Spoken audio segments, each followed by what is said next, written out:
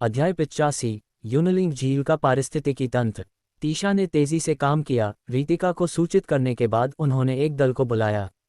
राशि ने नेतृत्व किया, जिसमें ईशानी और मानसी भी शामिल थीं। कुल मिलाकर 15 ठेकेदार और 5 सामान्य लोग थे।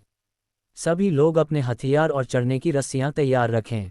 एक बार जब हम आधे मछली राक्षसों को पकड़ लेते हैं तो उन्हें बांधने की जिम्मेदारी तुम्हारी होगी।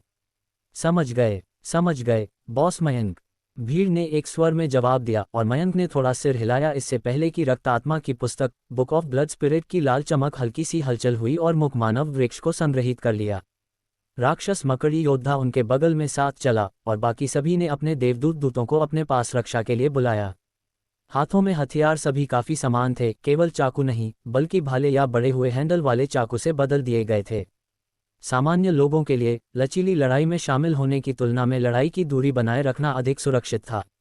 तीशा ने भी अपने देवदूत दूत मांस लाश मीट कॉप्स को बुलाया। लगभग 2.5 मीटर ऊंचा, फूली हुई मांसपेशियां मजबूत और कठोर, और कंधों, बाहों और छाती पर हरी मछली की खाल उग रही थी।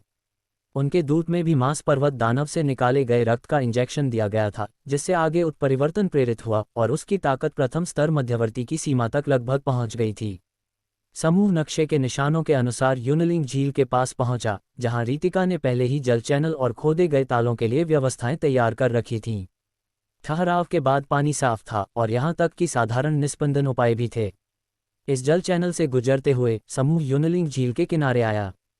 छिपे रहो सब लोग, मयंक ने मुख मानव वृक्ष को बुलाया, जो यूनलिंग झील के बगल में एक विशाल छाया डाल रहा था। दीपक वृक्ष की चमक, प्रकाश धीरे धीरे चमका, कोहरे को थोड़ा थोड़ा करके फैलाया और फिर मयंक ने मुख मानव वृक्ष को नियंत्रित किया। उसकी बेलें तेजी से बढ़ने लगीं और यूनलिंग झील में फैल गईं। सभी शांत हो गए, इस डर से कि झील में मछली राक्षसों को चौंका न दें और मयंक का ऑपरेशन विफल हो जाए। तीशा ने मुख मानव वृक्ष में हो रहे परिवर्तनों को बारीकी से देखा। मयंक के दूत के विशाल परिवर्तन से उनका दिल बार बार हैरान हो रहा था। वे आ गए। बेलें फैलने के तुरंत बाद पानी के नीचे से एक हलचल हुई, जैसे कि राक्षस अंदर तैर रहे हों, बुलबुले उबल रहे थे। हालांकि मुख मानव वृक्ष नीचे क्या है ये देख नहीं सकता था, निशाने को जाल में फंसाना ही सब कुछ था। बेलें पानी में हिल गईं, राक्षसों से टकराईं, जिससे साफ झील गंदले गड़बड़ी में बदल गई। एक से अधिक राक्षस थे, लेकिन वे मुख मानव वृक्ष की बेलों का मुकाबला करने से बहुत दूर थे। बेलों ने पानी के नीचे उनके अंगों को बांध दिया, जबकि छिपी हुई नरभक्षी बेलों ने उनके मांस को काटा, उन्हें पक्षाघातकारी विष का इंजेक्शन दिया। बस 1 या 2 सांस में पानी के नीचे के राक्षस एक मांसपेशी भी हिला नहीं सके। छपाक, बेलें पानी की सतह को तोड़ गईं और फिर 5 तंतु राक्षसों को पानी से बाहर खींच लाए, जिससे विकृत मछली के सिर वाले जीव प्रकट हुए। मयंक की आंखें सिकुड़ गईं, क्योंकि उन्होंने देखा कि जीवों में से एक अलग था। उनका ध्यान तेज होते ही तुरंत एक संकेत सुनाई दिया। एक सम्मलन योग्य जीवित मछली राक्षस पाया गया है, क्या आप सम्मलन करना चाहेंगे? सम्मलन न करें, मयंक ने सम्मलन का विकल्प नहीं चुना। उन्होंने विवेकपूर्ण ढंग से मुख मानव वृक्ष को इन मछली राक्षसों को किनारे पर फेंकने का आदेश दिया। इन्हें बांध दो। तीशा पकड़ की जांच करने के लिए आगे बढ़ी। उनकी आंखों में समझ थी जब उन्होंने कहा, 3 मछली राक्षस, 2 आधे मछली राक्षस। आधे मछली राक्षसों के हाथ थे लेकिन पैर नहीं, भयंकर मछली के सिर थे, और हालांकि उनका आकार छोटा नहीं था, वे स्पष्ट रूप से पानी में चलने में अधिक निपुण थे। लेकिन मछली राक्षस एक कदम आगे विकसित थे, लगभग 2 मीटर ऊंचे खड़े थे, भयंकर सिरों और खालों से ढके हुए शरीरों के साथ। उनके पास उंगलियों के बीच झिल्ली वाले मजबूत हरे पैर थे और उनके नुकीले पंजे अलग नहीं थे। मछली राक्षस आधे मछली राक्षसों की तुलना में स्पष्ट रूप से अधिक विकसित थे, जो तीशा द्वारा पहले सुझाए गए अगले चरण का प्रतिनिधित्व करते थे।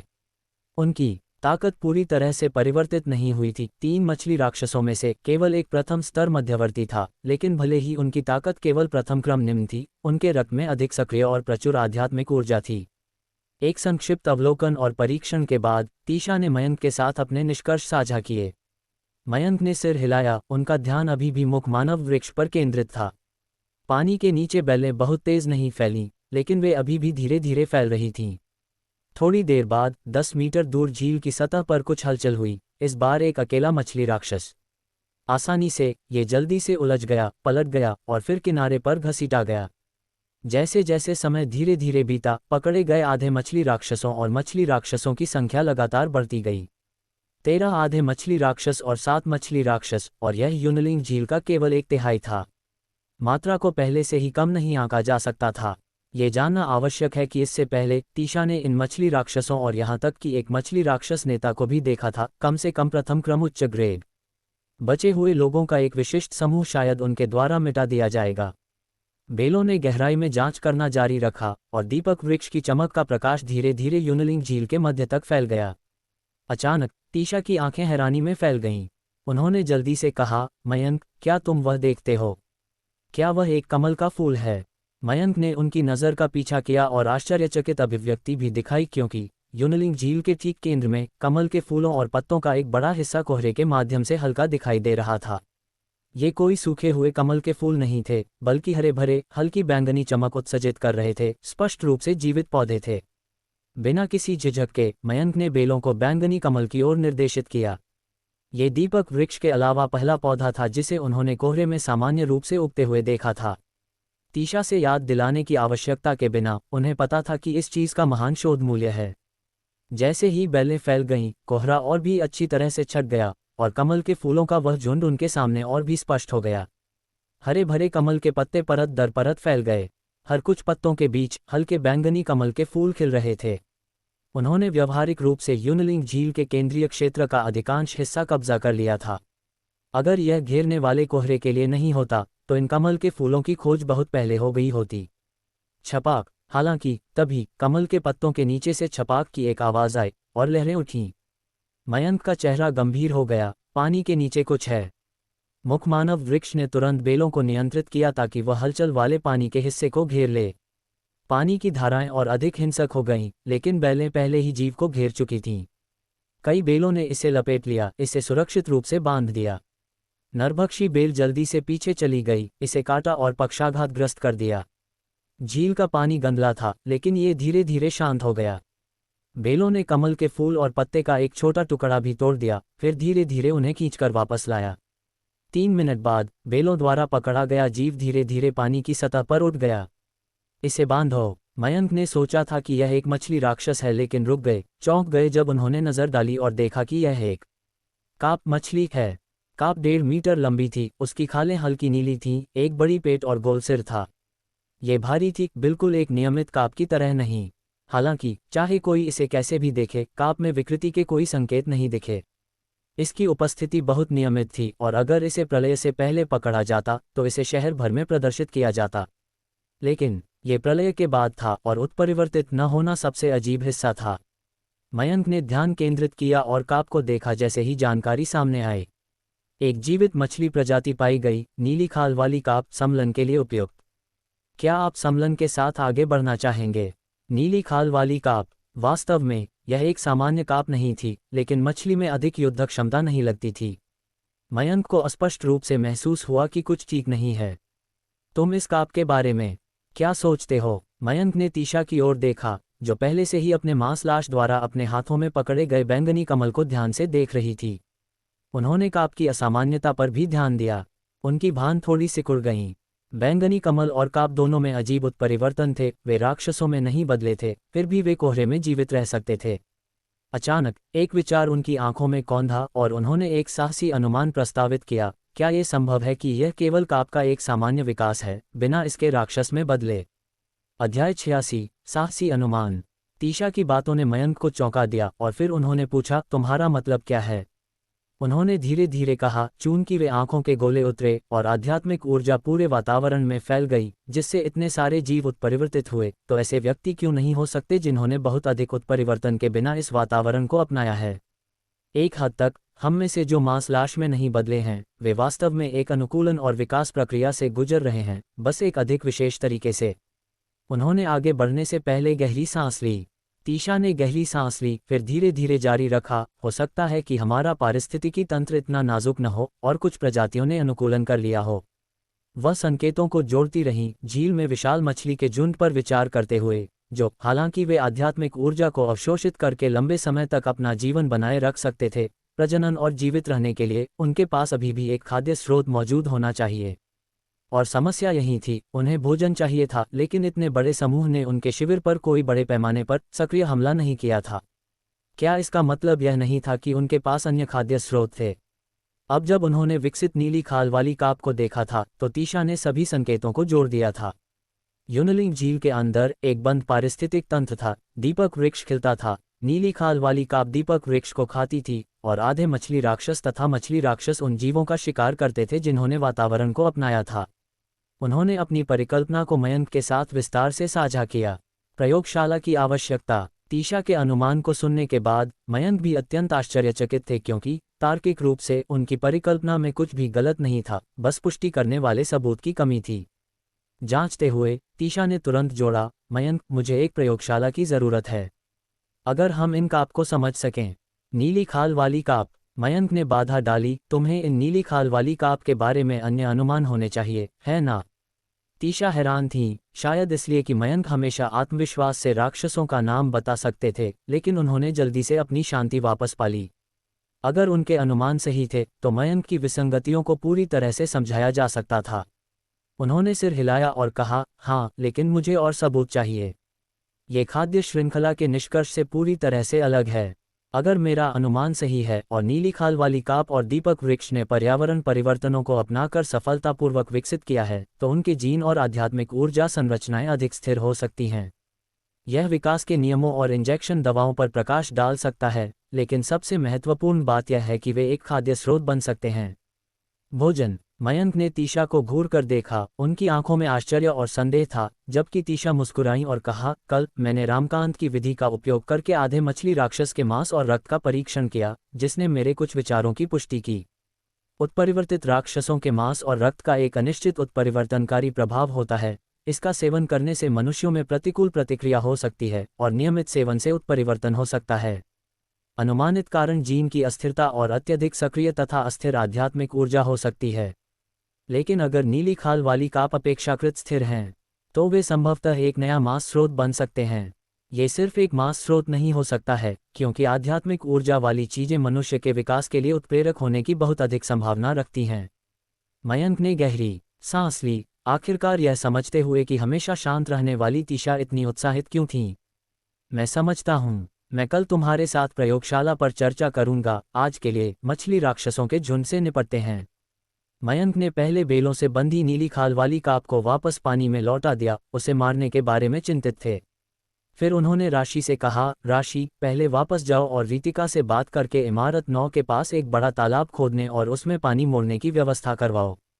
राशि जानती थी कि यह नीली खाल वाली काप के लिए तैयारी थी और सिर हिलाया, मैं अभी जाती हूँ। मछली पकड़ना। मछली राक्षस नेता से मुकाबला। जब मयंक नीली खाल वाली काप की स्थिति से निपट रहे थे, मुखमानव वृक्ष की बेलें बिना रुके यूनलिंग झील की ओर फैल गईं। जैसे ही बेलें फैल गईं, दीपक वृक्षों का पूरा दृश्य आखिरकार सभी को दिखाई दिया। उन्होंने यूनलिंग झील के ठीक केंद्र पर कब्जा कर लिया था, जिसका क्षेत्रफल आधे फुटबॉल मैदान जितना बड़ा था। वे सतह पर उगते थे और बेलों की खोज के अनुसार झील के तल पर विकसित जड़ प्रणालियां थीं।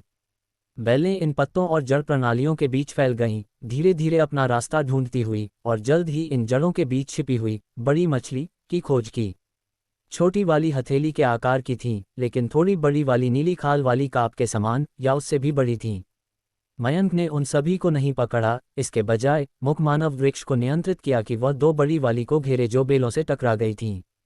एक अभी भी एक नीली खाल वाली काप थी, लेकिन दूसरी एक अलग प्रजाति थी जो एक ग्रास काप घास मछली जैसी थी, लेकिन एक ज्वलंत लाल शरीर के साथ, आंख से पूंछ तक कुछ और भी आकर्षक सफेद रेखाओं के साथ जुड़ी हुई थी, जिसे लाल रेखा ग्रास काप कहा जाता था। बेलें फैलना जारी रहीं, लेकिन वे जितनी आगे गईं उतनी ही विरल हो गईं और पकड़ी गई विशाल मछली की संख्या कम होने लगी। यूनलिंग झील से 3/4 बाहर से शुरू होकर केवल एक मछली राक्षस और 3 आधे मछली राक्षस पकड़े गए। कुछ गड़बड़ है, तैयार रहो। मयंक ने बेलों को पानी के नीचे टटोलने के लिए नियंत्रित किया, लेकिन इस बार बेलों की हलचल झील के तल पर मछली राक्षसों के किसी भी निशान का पता लगाने में विफल रही। उन्हें विश्वास नहीं था कि सभी मछली राक्षस पकड़े गए थे, इसलिए केवल एक संभावना बची थी, नेता आ रहा था। जैसा कि अपेक्षित था, उनके बोलने के थोड़ी देर बाद नक्शे पर चिन्हित आखिरी खाड़ी पर पानी की सतह अचानक हलचल हुई और झील से एक भयंकर सिर बाहर निकला। दीपक वृक्ष की चमक के प्रकाश में इसने मयंक और उनके दल के साथ आंखें मिलाईं। दहाड़, एक दबी हुई दहाड़ गूंजी, पानी शोर से लहराया और फिर नेतृत्व करने वाला मछली राक्षस पानी से किनारे पर दौड़ पड़ा। वह 3 मीटर से अधिक ऊंचा था, लगभग 4 मीटर तक पहुंच रहा था, एक भयंकर दिखने वाले सिर और कोनों के साथ, एक विशालकाय शरीर और पूरे शरीर पर मोटी, कठोर खालें, उसकी पीठ के साथ हड्डी के कांटे उठ रहे थे। नेता के जमीन पर उतरने के बाद बड़ी संख्या में मछली राक्षस किनारे पर आना शुरू हो गए, कम से कम 10 मछली राक्षस ठीक पीछे, जिनमें से 2 विशेष रूप से ऊंचे थे और फिर लगभग 20 आधे मछली राक्षस थे। जिस तरफ मछली राक्षस नेता उतरा वह वही स्थान था जहां मयंक और उनकी टीम थे, सिवाय इसके कि दोनों लगभग 300 मीटर दूर थे। दूर से एक दूसरे को घूरने के बाद मछली राक्षस नेता ने एक दहाड़ निकाली और मछली राक्षसों के एक समूह के साथ दौड़ पड़ा। लड़ाई शुरू हो गई है, तैयार हो जाओ। मयंक मुस्कुराए, ये सोचते हुए कि अगर वे पानी में नहीं डरते थे तो वे जमीन पर क्या कर सकते थे। तैरता शिवालय काला कवच योद्धा floating pagoda black armour warrior Mayank के बगल में आगे बढ़ा। उसके शरीर पर तैरता शिवालय काला कवच दिखाई दिया, सूक्ष्म रूप से उतर चढ़ाव करते हुए उसके आंदोलनों के साथ समन्वय कर रहा था। 300 मीटर की दूरी लंबी नहीं थी, राक्षसों और देवदूत दूतों के लिए ये सिर्फ एक दौड़ की बात थी। तैरता शिवालय योद्धा को नेतृत्व करते हुए देखकर मछली राक्षस नेता ने अपनी नुकीली पंजों के साथ योद्धा पर सीधे निशाना साधते हुए भयंकर रूप से दौड़ लगाए। धड़, एक भारी घूंसा लगा, काला कवच की खालें उड़ी। तैरता शिवालय योद्धा के सामने 1 मीटर पर एक ढाल का निर्माण हुआ। भारी घूंसा बिना किसी नुकसान के नीचे आया। योद्धा का तैरता शिवालय काला कवच अचानक विकृत हो गया। जैसे ही रीढ़ से कवच के टुकड़े अलग हो गए, 2 कवच तलवारों की श्रृंखला बनाने के लिए आपस में जुड़ गए। स्विश, तलवारों की श्रृंखलाएं नाच उठीं, तुरंत बाहर निकल आईं, सीधे मछली राक्षस नेता के कंधों के माध्यम से छेद कर गईं। रक्त बाहर छिटक गया और मछली राक्षस नेता ने एक दर्दनाक दहाड़ उत्सर्जित की। लेकिन अगले ही पल एक बड़ा हाथ पहले ही उसके सिर पर रखा गया था, उसे जमीन पर जबरन धक्का दे रहा था, जिसके बाद उसके सिर पर एक भारी घूंसा लगा। घूंसा अत्यंत भारी था, जिससे मछली राक्षस नेता थोड़ी देर के लिए स्तब्ध रह गया। इस बीच तैरता शिवालय योद्धा का पीछा करने वाले देवदूत दूत आगे बढ़े, सीधे पीछे आने वाले मछली राक्षसों में दौड़ पड़े। तीशा का देवदूत दूत मांसलाश सबसे आगे था, लगभग उच्च ग्रेड के 1 कदम की पहुंच के भीतर, इसलिए एक बार जब उसने चाल चली तो वह अत्यंत भयंकर था। प्रथम स्तर मध्यवर्ती मछली राक्षस जिन्होंने इसे रोकने की कोशिश की, उन्हें बस एक घूंसे से गिरा दिया गया। राशि का मांसलाश हालांकि ताकत में थोड़ा कम था, फिर भी प्रथम स्तर मध्यवर्ती पर था, झपट रहा था और एक और मछली राक्षस को गिरा रहा था। लड़ाई तुरंत शुरू हो गई। मछली राक्षसों की संख्या के बावजूद वे एक मुठभेड़ में बिखर गए। चाहे वह मछली राक्षस हो या आधे मछली राक्षस, सभी को जकड़ लिया गया और हथौड़े से मारा गया। अगर जीवित पकड़ने का इरादा नहीं होता तो उनके शरीर अब कटौती से भरे होते। हालांकि लड़ाई को समाप्त होने में अधिक समय नहीं लगा, क्योंकि पानी से बैलें फैल गईं, उन्हें एक एक करके बांध दिया गया और पक्षाघातकारी विष से सजाया गया। मयंक, वे सभी पकड़े गए हैं। जैसे ही तैरता शिवालय योद्धा ने अब विषाक्त मछली राक्षसों के नेता को उठाया, लड़ाई पूरी तरह से समाप्त हो गई। मयंक हंसे और कहा, 2 लोगों को खाड़ी क्षेत्र में ले जाओ, पानी में कुछ है, उन्हें पहले बाहर निकालो।